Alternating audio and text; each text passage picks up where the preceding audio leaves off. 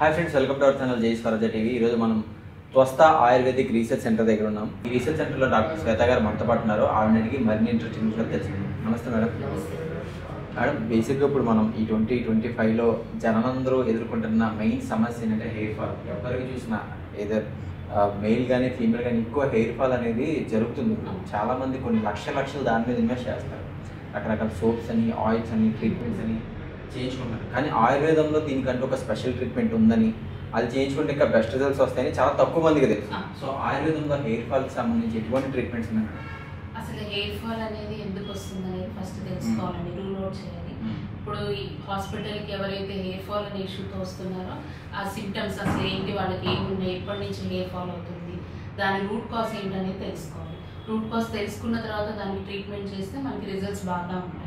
ఈ hair fall అనేది nutritional deficiency వల్ల వస్తుంది, వైటమిన్ డి డెఫిషియన్సీ ఉంటే వస్తుంది, థైరాయిడ్ ఉన్న వాళ్ళకి హెయిర్ ఫాల్ ఉంటుంది, డాండ్రఫ్ ఉంటే హెయిర్ ఫాల్ ఉంటుంది.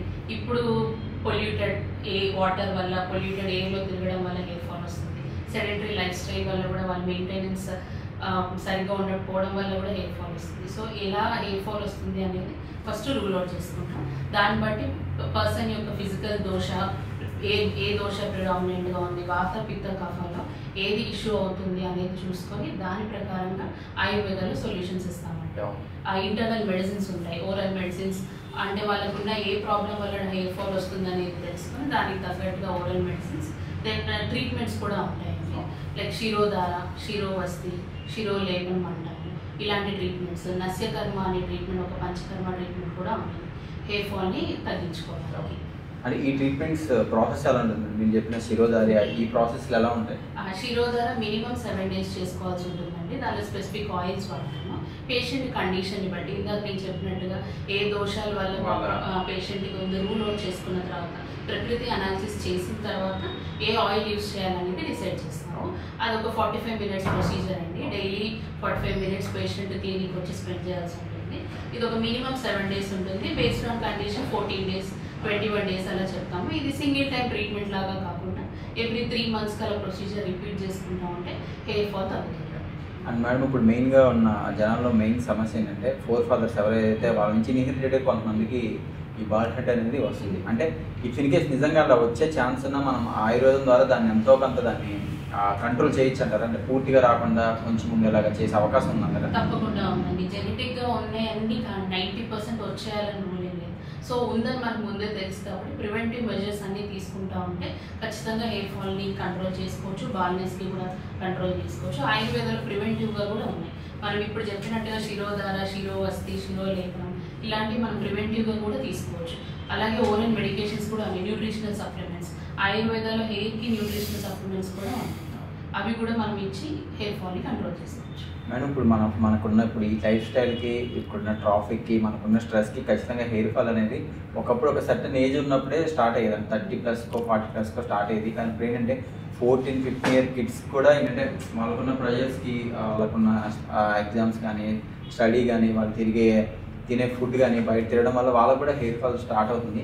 సో అటువంటి అంటే ఇప్పుడు ఒక 10 years, 14 years ఉన్న వాళ్ళకి కూడా హెయిర్ ఫాల్ అవుతున్నప్పుడు వాళ్ళకి ఎటువంటి ట్రీట్మెంట్స్ చేస్తారు? అంటే బిలో 18 ఉన్న వాళ్ళు, బిలో 18 ఉన్న వాళ్ళకి న్యూట్రిషనల్ డెఫిషియన్సీస్ మోస్ట్లీ ఉంటాయండి.